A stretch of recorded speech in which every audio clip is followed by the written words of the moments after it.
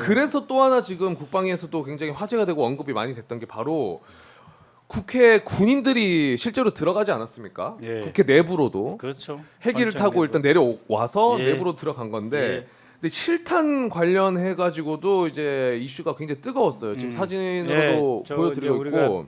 오늘 네. 오마이뉴스랑 여러 군데 배포한 건데요. 맞아요. 의원님이 이제 제보를 해주신 건데 네. 저게 이제 탄통이고 네. 조금 더 저걸 확대해서 보면은 보통탄이라고 명시가 되어 있습니다. 네. 근데 저도 이제 군대 다녀와서 알지만 공포탄과 보통탄은 아예 다르기 때문에 보통탄이라고 기재된 것 자체가 실탄이라는 소리죠. 그렇죠. 실탄이죠, 실탄. 네. 그리고 애초에 군인들이 이 국회를 올 때 헬기를 타고 올 때는 뭐 어디로 갔는지 몰랐다고는 하지만 그렇죠. 북한 관련한 훈련이다라고 얘기를 듣고 왔다면 네. 이거는 실탄을 갖고 왔다는 얘기가 그렇죠. 되는 거죠. 그 카트리지라고 하는 표현이 나와요. 네. 네. 그 저기 그 이제 특전사 707이 투입되기 직전에 북한 상황이 심각하다. 네. 이때 카트리지를 가져가야 된다. 그 카트리지가 탄약통이에요. 그렇죠. 예, 그러니까 매거진이라고 하는 거는 이게 탄창이고, 네. 네. 저 그 카트리지는 저기 탄약통입니다. 그렇죠. 그래서 이미 포함되어 있는 거죠. 네. 근데 저 이제 저거 관련해 가지고 안 그래도 오늘 국방위에서 질문이 있었고 예. 그거 관련해서 지금 국방부 차관이나 당시 계엄 사령관의 답변이 나왔거든요. 요거 먼저 보고 와서 이야기 나눠보도록 하겠습니다. 예.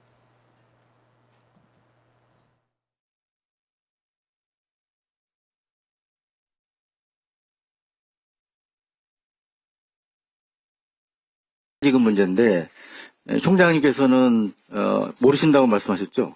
예, 뭐 무장이라 이런 건 전혀 모르고 있었기 때문에.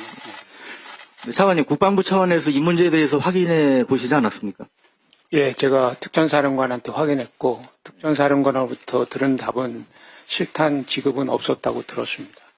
자, 일단 박안수 사령관은 계엄 사령관은 오히려 진짜 아예 바보로 가네. 네. 무장 자체도 아예 모르고 있었다. 그러니까 이렇게 표현을 하고 네. 차관 같은 경우에는 자기가 확인을 해봤더니 실탄 지급은 없었다고 이야기를 했다. 근데 의원님이 제공한 저 사진이 나온 거고요. 네. 그렇죠. 그러니까 저는 하나 궁금한 게 그 5.18 때도 네. 이 전두환 밑에 그 반란 그 군인들이 이 계엄 이후에 실탄을 갖고 이제 광주로 갔던 그런 것들을 숨기기 위해서 문서를 위조하는 작업들을 하지 않았습니까? 근데 지금도 그렇게 하고 있을 가능성은 없는 겁니까? 이미 다 문서 파기했다고 보고요. 특전사, 뭐 수방사 네. 그리고 그 배후에서는 방첩사 다 이미 문서 파기를 했다. 그러니까는 그 계엄 실패하자마자 그 방첩사 같은 경우에 다 조기 퇴근시키고 아침에 네. 극소수만 남아서 지금 문서 파기를 했다라고 하는 게 추미애 의원의 지적이 있었고. 그러면 문서 파기. 헬기나 이런 총알을 반출할 때는 네. 어쨌든 문서를 남겨야 되는 거 아닙니까?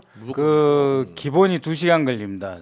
그 탄약 반출에 1시간, 헬기 이동을 준비하는데 1시간, 2시간 걸리는데 굉장히 네. 빨리 왔죠. 네. 이미 다 준비를 해놨고 아하. 이미 아니 이틀 동안 비상대기 태세에도 있다고 하는 거는 그쵸. 그거는 그렇죠. 그 탄약 불출 준비를 다 해놨다는 뜻이죠.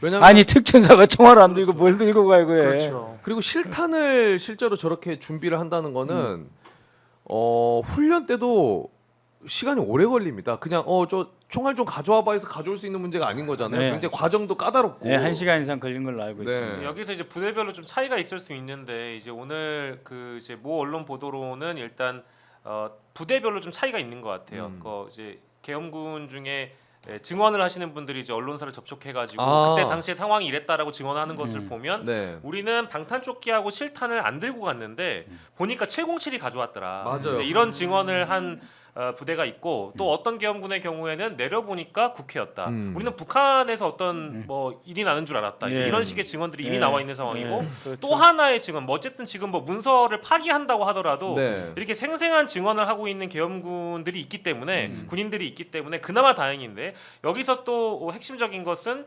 조국혁신당의 신장식 의원이 오늘 기자회견 통해서 밝힌 내용을 보면 유서를 받았다는 거예요. 유서를. 군인들에게 유서를 받았다는 거예요. 어떤 그 부모님께서 어허. 신장식 의원에게 제보를 해준 내용에 따르자면 유서를 받은 것에 대해서 부모가 너무 충격을 받아서 제보를 해버린 겁니다. 아. 그러면 유서를 우리가 보통 왜 받겠습니까? 전시 상황에 이제 나갈 때 실전 투입을 의미하는 거고. 네. 그럼 실전 투입을 하게 되면 그저 실탄을 지급하지 않고 맨몸으로 보내진 않지 않겠어요? 그렇죠. 당연하죠. 그러니까 제가 이제 유추해 보건데 실탄을 지급할 707 부대라든지 이런 쪽에서 이런 제보들이 들어온다라는 것은 실제 국회를 무력 진압을 하려고 했었던 시도가 있었던 거죠. 아니 특전사를 동원할 때는 총을 쓰겠다는 거지. 그럼요. 그렇죠. 그러니까 아까 일부 보도에서는 국회의원들 체포를 명령을 받았다라는 그 진술도 있었거든요. 네, 맞아요. 그러니까 707 부대 같은 경우에는 요인 암살을 하는 부대 아닙니까? 네. 그러면 국회의원 하나하나를 지금 체포를 하거나 아니면 이제 구금을 하거나 아니면 이제 본회의장으로 가지 못하게 만들려는 시도가 있었던 거고, 그리고 총알이 실탄이 있었다는 거고, 그리고 이 계엄 지역이 전국이었어요. 아, 그러면 맞아요. 국회를 무력화시키려는 시도는 이건 충분하다고 좀 보이는데. 당연하죠. 그러니까는 그 이번 포고령 1호가 국회 정치 활동을 차단하는 거잖아요. 네. 근데 그 어떤 그 계엄 실무 편람 네. 합참에서 2년마다 한 번씩 개정하는 계엄 실무 편람에도 입법권에 대한 결정 권한은 계엄사령관에게 없다라고 그렇죠. 되어 그렇죠. 있는데 그것을 일본어 집어넣었어요. 네. 그러니까 이거는 그 비상계엄의 첫째 목적인 전시라든지 별난이라든지 준전시가 아니고 결국은 정치적 목적의 내란이고 그 내란을 위해서 이 실탄과 대한민국의 특전사 중에 특전사 특임대가 동원이 됐고 그래서 이 1공수는 그 이 본청 외곽을 둘러싸고 707 특임대는 안에 들어가서 의원들을 한쪽 구석에다 몰아넣고 하나하나 이게 이제 데리고 나오는 것은 수방사의 군사경찰 특수임무대와 방첩사가 같이 했는데 지금 방첩사가 이제 표가 안 나는 나머지는 다 표시가 나는데 네. 방첩사 표시가 안 나는데 네. 정승화를 누가 잡아갔습니까 최종적으로 그건 이제 6번의 수사단이 잡아갔어요. 예, 보안사 수사단 보안사. 수사관이 잡아갔어요. 마찬가지로 저희가 이제 내일 바로 이제 화면을 확인하려고 그러는데 그 머리 짧은 민간 복장을 한 사람들이 네. 들어와 있으면 걔네들이 바로 이제 그 수사 체포죠. 애들이 국회 안에 말씀하시는 군복을 국회 입지 안에 않은. 네, 그 걔들이 그 저기 SDT 그러니까는 군사경찰 특수임무대랑 같이 체포하려고 하는 임무를 있었을 것이다. 그래서 방첩사가 들어왔는지 안 들어왔는지 그거 하나만 확인하는 게 이제 관건이고 나머지는 다 같이 들어왔어요. 그렇죠. 1공수 들어와 있었고 네. 특임대 들어와 있었고 그러니까 707 들어와 있었고 수방사 들어왔었고 밖에는 9공수가 또 대기하고 있었고. 근데 이제 궁금한 게 이렇게 실탄을 소지하거나 무장해서 삽탄까지 해서 혹여나 왔더라면 네. 뭐 어쨌든 소지해도 마찬가지인 거고 국회 네. 안으로 들어왔으니까 네. 그렇게 되면은 내란죄에 추가로 또 다른 혐의가 추가될 수 있는 게 있어요? 내란 이외에도? 일단 군인은 뭐 이제 최대한 이제 그걸로 죄가 되는 거고 그다음에 이제 대통령은 국헌문란 그러니까는 그 계엄법에도 없는 거예요. 네. 그 입법권에 대한 그 관할권이 전혀 없다라고 이미 돼 있는데 그렇죠. 대통령이 그 1항 1호 포고문의 첫 번째로 집어넣었잖아요. 맞습니다. 그리고 이것을 박안수가 이제 발표하고 실행을 한 거고 네. 그 포고문의 제일 밑에 뭐라고 돼 있냐면은 체포 구금 등의 행위를 할 수 있다고 돼 있어요. 맞습니다. 그러니까요. 우리 다 잡아가려고 한 건데 곽수사님 씨가 궁금한 거는 이제 처벌이 어느 정도까지 가능한지가 그렇죠. 궁금한 거잖아요.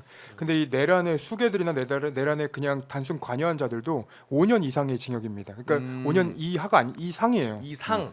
최소 5년을 받는 그 겁니다. 주요 임무 종사자는 사형 또는 무기징역이니까요. 그렇죠. 그러니까 지금 저희가 보여드리고 있는 저 내란에서 네. 사형 우두머리는 우리가 알고 있는 사람이고 네. 그 제일 하급이라고 하더라도 네. 일단 5년 그리고 이렇게 되는 거죠. 네. 단순히 관여만 하더라도. 네. 네. 그러니까 내란이라는 범죄가 정말로 간단한 범죄가 아니에요. 그러니까요. 이건 굉장히 심각한 범죄인데 아까 저는 이제 그 의원님은 현안질 하실 때 계셨으니까 국민의힘 의원들이 이게 이제 국가적인 위기 상황 이걸 가지고 자꾸 해석을 하려고 하더라고요. 그러니까 뭐 경제 상황이라던가 아니면 이제 민주당의 뭐 탄핵 뭐 이런 걸 예산 삭감을 갖고 위기 상황이라고 얘기하는데 그걸 그렇게 해석할 수 있는 겁니까? 없죠. 그 유영원 의원은 사과를 했습니다. 맞습니다. 네. 야당 의원이 이 계엄령 제기할 때 자기가 근거 없다고 한 거에 대해 사과를 했고 네. 제일 못된 친구가 임종득인데 임종득은 이제 내가 임종득 의원이라고 안 하는 이유는 네. 제가 옛날 청와대 있을 때 제 밑에 행정관으로 있었거든요. 아 그럼 내가 종득이 비서가- 종득이 이 친구가 이렇게 사람이 배려버렸더라니까. 배려버렸다. 아, 참말로. 종득이 이노마가 배지 달더니 달라졌구만. 그렇지, 그렇지.